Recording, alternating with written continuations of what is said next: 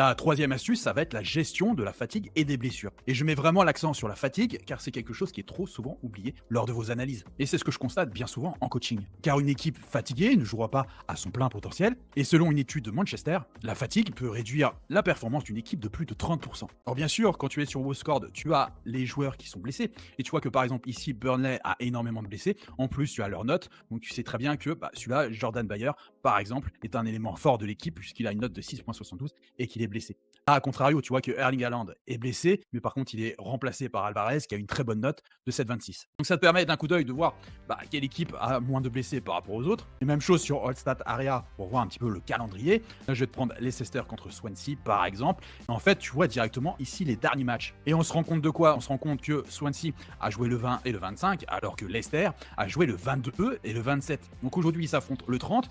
Donc ils ont que 3 jours, Leicester, entre Leicester Birmingham et Leicester Swansea. Donc entre deux matchs. Donc c'est un élément à prendre en compte car la fatigue sera sûrement là. Alors que Swansea a eu 5 jours entre leurs deux matchs. Et c'est notamment vrai pour toutes les équipes qui jouent les coupes, comme là la FA Cup par exemple en Angleterre et qui jouent la Première Ligue. Forcément les équipes qui jouent la FA Cup et qui arrivent loin en plus seront forcément plus fatiguées que les autres.